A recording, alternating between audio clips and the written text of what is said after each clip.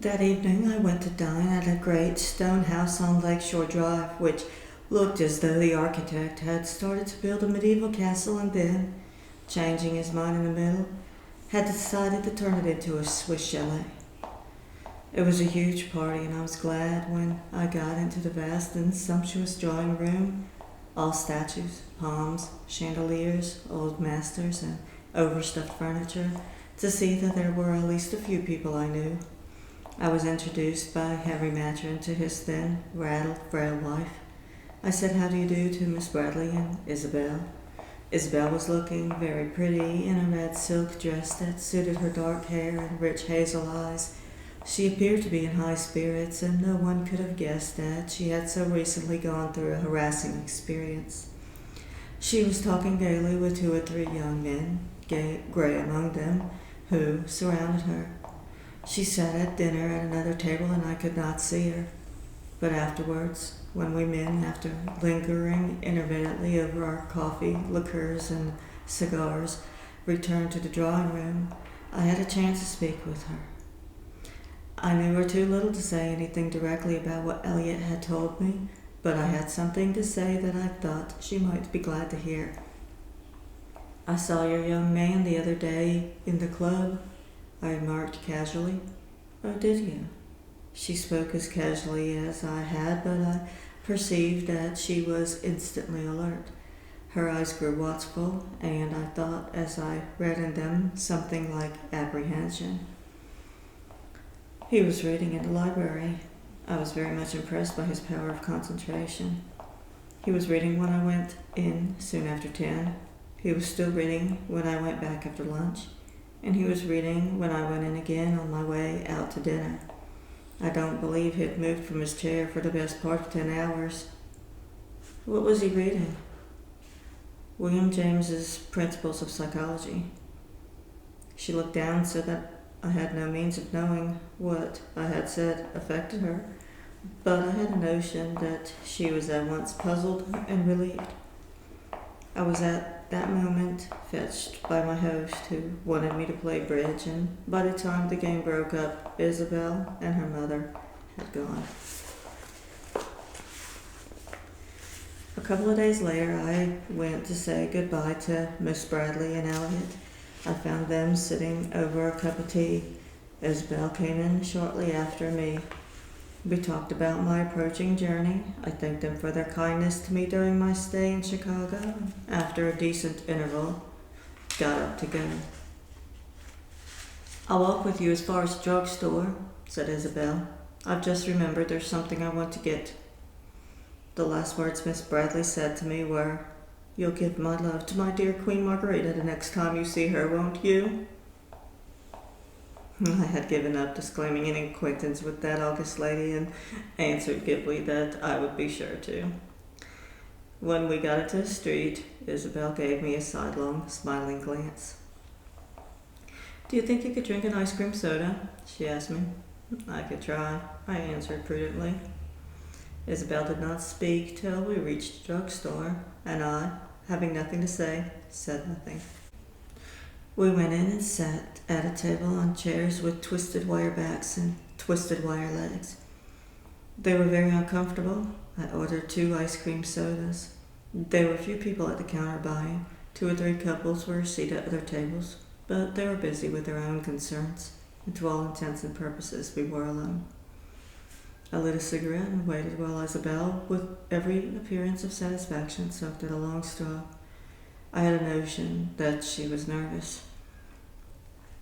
I wanted to talk to you, she said abruptly. I gathered that. I smiled. For a moment or two, she looked at me reflectively. Why did you say that about Larry at the Southwaites the night before last? I thought it would interest you. It occurred to me that perhaps you didn't quite know what the idea of loafing was. Uncle Elliot's a terrible gossip. When he said he was going to Blackstone to have a chat with you, I knew he was going to tell you all about everything. I've known him for a good many years, you know. He gets a lot of fun out of talking about other people's business. He does, she smiled, but it was only a gleam. She looked at me steadily and her eyes were serious. What do you think of Larry? I've only seen him 3 times. He seems a very nice boy. Is that all? There's a note of distress in her voice. No, not quite. It's hard for me to say, you see. I know him so little. Of course, he's attractive. There's something modest and friendly and gentle in him that's very appealing. He's got a lot of self-possession for so young a man. He isn't quite like any of the other boys I've met here. Well, I was just thus fumbling, trying to put into words an impression that was not distinct in my own mind. Isabelle looked at me intently. When I had finished, she gave a little sigh as if of relief, and then flashed a charming, almost roguish smile at me. Uncle Elliot says he's often been surprised at your power of observation. He says nothing much escapes you, but that your great asset as a writer is your common sense. I could think of a quality that would be more valuable, I answered dryly. Talent, for instance. You know, I have no one to talk this over with. Mama can only see things from her own point of view. She wants my future to be assured. That's natural, isn't it? And Uncle Elliot only looks at it from a social side. My own friends, those of my generation, I mean, think Larry's a washout. It hurts terribly. Of course.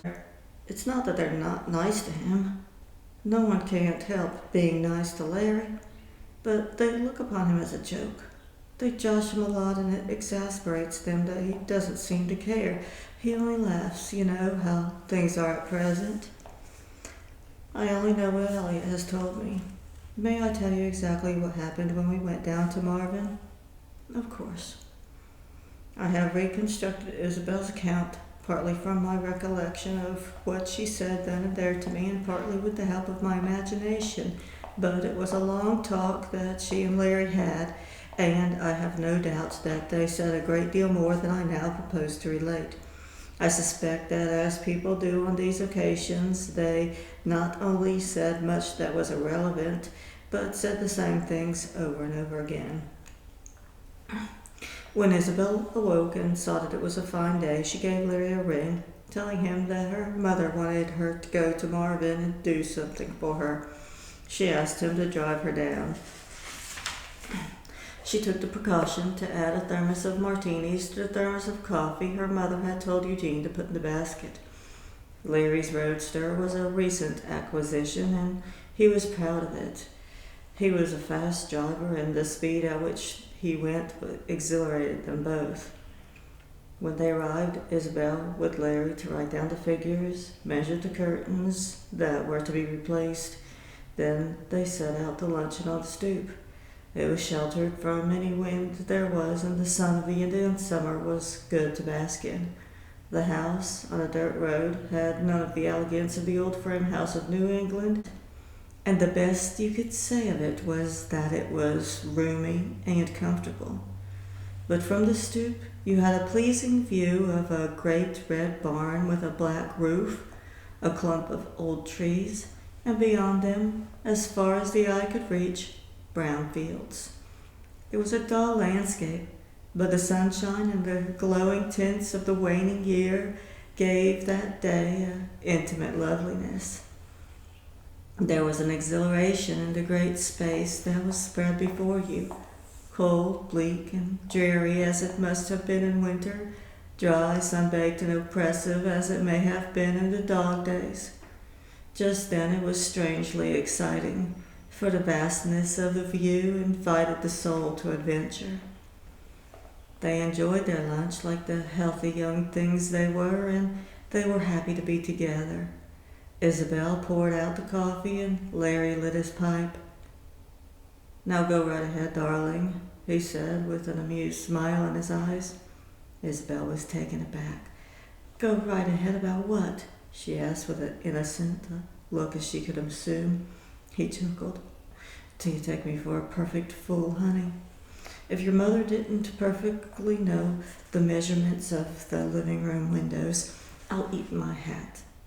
That isn't why you asked me to drive you down here." Recovering her self-assurance, she gave him a brilliant smile. "It might be that I thought it would be nice if we spent a day together by ourselves. It might be, but I don't think it is. My guess is that Uncle Elliot has told you that I've turned down Henry Matron's offer. He spoke gaily and lightly, and she found it convenient to continue the same tone. Gray must be terribly disappointed. He thought it would be grand to have you in the office.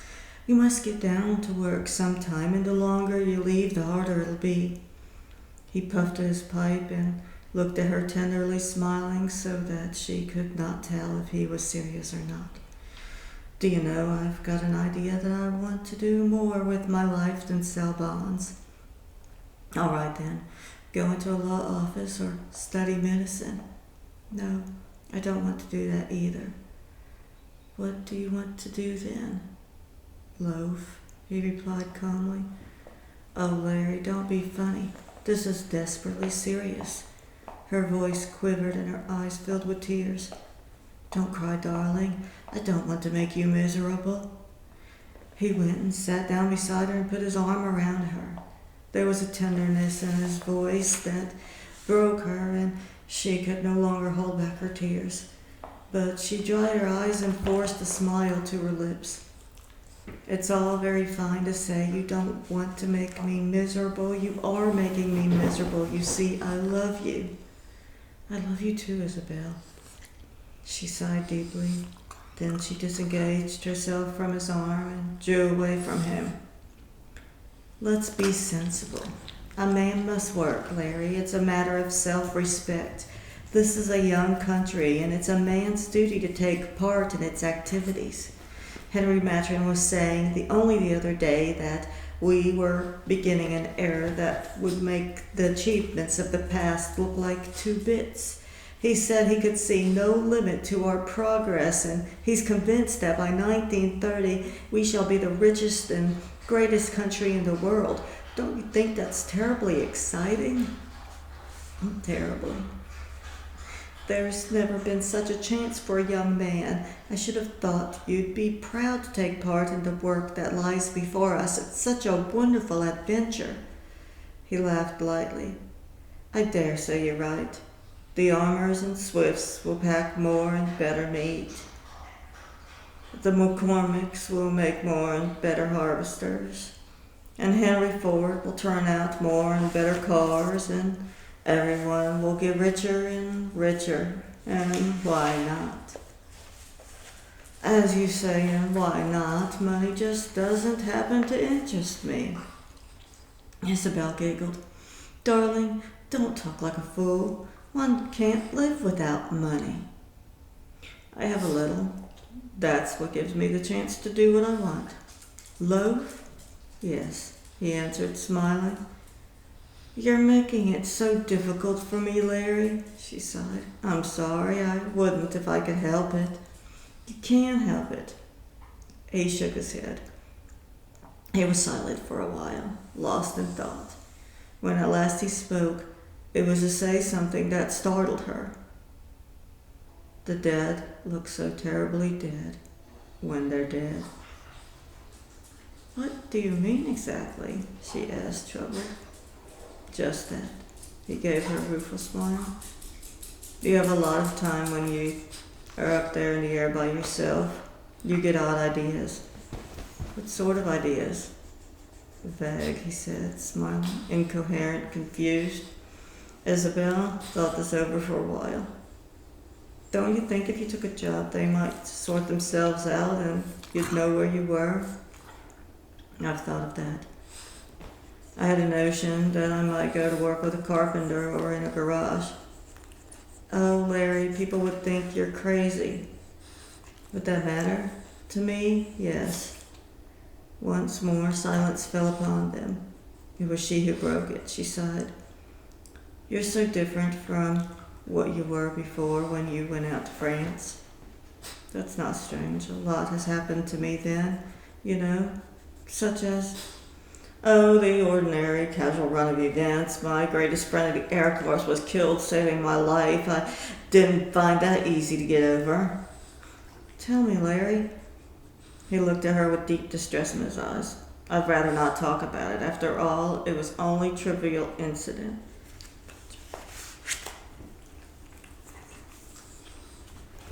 Emotional by nature, Isabel's eyes again filled with tears. Are you unhappy, darling? No, he answered, smiling. The only thing that makes me unhappy is that I'm making you unhappy. He took her hand and there was... Quiet. Good. Get down. The only thing that makes me unhappy is that I'm making you unhappy. He took her hand and there was something so friendly in the feel of a strong, firm hand against hers, something so intimately affectionate that she had to bite her lip to prevent herself from crying. I don't think I shall ever find peace till I make up my mind about things, he said gravely. He hesitated. It's very difficult to put into words. The moment you try, you feel embarrassed. You say to yourself, who am I that I should bother my head over this, that, or the other? Perhaps it's only because I'm a conceited prig. Wouldn't it be better to follow the beaten track and let what's coming to you come? Then you think of a fellow who an hour before was full of life. Think of a fellow who an hour before was full of life and fun and he's lying dead. It's all so cruel and so meaningless. It's hard not to ask yourself what life is all about and whether there's any sense to it or whether it's just a tragic blunder of blind fate. It was impossible not to be moved when Larry, with that wonderfully melodious voice of his, spoke haltingly as though he forced himself to say what he would sooner have left unsaid, and yet with such an anguished sincerity, and for a while Isabelle did not trust herself to speak. Would it help you if I went away for a bit? She put the question with a sinking heart. He took a long time to answer. I think so. You try to be indifferent to public opinion, but it's not easy. When it's antagonistic, it arouses antagonism in you, and that disturbs you. Why don't you go then? Well, on account of you. Let's be frank with one another, darling. There's no place for me in your life just now. Does that mean you don't want to be engaged to me anymore? She forced a smile to her trembling lips. No, foolish. It means I'm prepared to wait. It may be a year. It may be 2. That's all right. It may be less. Where do you want to go? He looked at her intently as though he were trying to see into her innermost heart. She smiled lightly to hide her deep distress. Well, I thought I'd start by on to Paris. I know no one there. There'd be no one to interfere with me. I went to Paris several times on leave. I don't know why, but I've got it into my head that there's everything that's muddled in my life would grow clear. It's a funny picture. It gives you the feeling that there you can think out your thoughts to an end without let or hindrance. I think there I may be able to see my way before me. And what's to happen if you don't? He chuckled. Then I shall fall back on my good American horse sense, give it up as a bad job, and come back to Chicago and take any work I can get. The scene had affected Isabelle too much for her to be able to tell it to me without getting somewhat emotional, and when she finished, she looked at me pitifully. Do you think I did right? I think you did the only thing you could do, but what's more, I think you've been wonderfully kind, generous, and understanding. I love him, and I want him to be happy. And you know, in a way, I'm not sorry he should go. I want him to be out of this hostile atmosphere, and that not only for his sake, but for mine too. I can't blame people when they say he'll never amount to anything. I hate them for it. And yet, all the time, deep down in me, I have an awful fear that they're right. But don't say I'm understanding. I don't begin to understand what he's after. Perhaps you understand with your heart rather than with reason. I smiled. Why don't you marry him right away and go off to Paris with him? The shadow of a smile came into her eyes. There's nothing I'd like to do more, but I couldn't, and you know, though I hate to acknowledge it, I do really think he's better off without me. If Dr. Nelson is right and he's suffering from delayed shock, surely a new surroundings and new interests will cure him. When he's got his balance again, he'll come back to Chicago and go into business like everyone else. I wouldn't want to marry an idler. Isabelle had been brought up in a certain way, and she accepted the principles that had been instilled into her. She did not think of money because she had never known what it was not to have all she needed, but she was instinctively aware of its importance. It meant power, influence, and social consequence. It was a natural and obvious thing that a man should earn it. That was his plan, life's work. It doesn't surprise me that you don't understand, Larry, I said, because I'm pretty sure he doesn't understand himself. If he's reticent about his aims, it may be that it's because they're obscure to him. Mind you, I hardly know him, and this is only guesswork. Isn't it possible that he's looking for something, but what it is he doesn't know? Perhaps he isn't even sure it's there.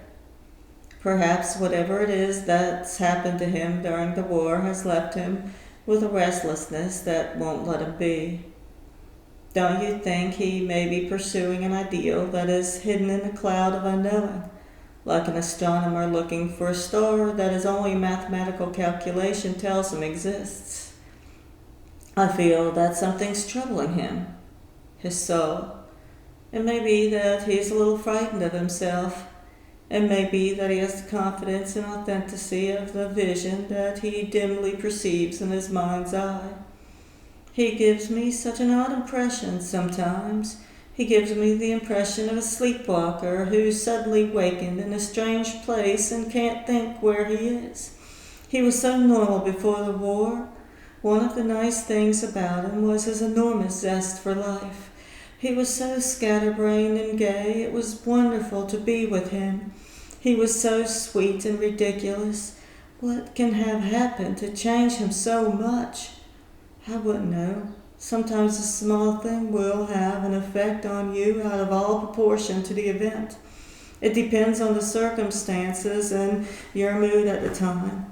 I remember going to Mass on All Saints' Day, which the French called the Day of the Dead, in a village church that the Germans had knocked about a bit on their first advance into France. It was filled with soldiers and with women in black. In the graveyard were rows of little wooden crosses, and as the sad, solemn service went on, and women wept, and men too, I had a feeling that perhaps those men who lay under those little crosses were better off than we who lived. I told a friend what I felt, and he asked me what I meant. I couldn't explain, and I saw that he thought me a perfect damn fool. And I remember after a battle seeing a pile of dead French soldiers heaped upon one another. They looked like marionettes in a bankrupt puppet show that had been cast pell-mell into the dusty corner because they were of no use anymore. I thought just then what Larry said, the dead look so awfully dead. I do not want the reader to think I am making a mystery of whatever it was that happened to Larry during the war that so profoundly affected him. A mystery that I shall disclose at a convenient moment. I don't think he ever told anybody. He did, however, many years later, tell a woman, Suzanne Revere, whom Larry and I both knew, about the young airman who had met his death saving his life. She repeated it to me, and so I can only relate it to you secondhand. I've translated it from her French. Larry had apparently struck up a great friendship with another boy in his squadron. Suzanne knew him only by the ironical nickname of which Larry spoke of him. He was a little chap with red hair, an Irishman. We used to call him Patsy, Larry said. And he had more vitality than anyone I've ever known. Gosh, he was a live wire. He had a funny face and a funny grin so that it made you laugh just to look at him. He was a harum-scarum devil, and he'd do the craziest things. He was always getting hell from the higher-ups. He was absolutely without fear, and when he'd escaped death by a hair's breadth, he'd grin all over his face as if he was the best joke in the world. But he was a natural-born flyer. Up in the air, he was cool and wary. He taught me a lot. He was a bit older than me, and he took me under his wing. It was rather comic, really, because I was a good 6 inches taller than he was, and if it had come to a scrap, I could have knocked him out cold. Once in Paris, when he was drunk, I was afraid he was going to get into trouble. I did. I felt a bit out of it when I joined the squadron, and I was afraid I wouldn't make good, but he just joshed me into having confidence in myself. He was funny about the war. He had no feelings of hatred for the Jerrys. He loved to scrap, and to fight them tickled him to death. He simply couldn't look upon bringing down one of their planes as anything but a practical joke. He was impotent and wild and irresponsible, but there was something so genuine about him that you couldn't help liking him. He'd give you his last penny as freely as he'd take yours, and if you were lonely or homesick or scared, as I was sometimes, he'd see it, and with his ugly little face puckered up with laughter, he'd say just the right thing to make you feel all right again. Larry puffed at his pipe, and Suzanne waited for him to go on. We used to wrangle it so that we could get our leave together, and when we were in Paris, he went wild. We had a grand time. We were due for a spot of leave early in March, in 18, that was, and we made our plans beforehand. There wasn't a thing we weren't going to do. The day before we were to go, we were sent up to fly over the enemy lines and bring back reports of what we saw. Suddenly we came bang up against some German planes, and before we knew where we were in the middle of a dogfight. One of them came after me, but I got in first. I took a look to see if he was going to crash, and then out of the corner of my eye I saw another plane on my tail.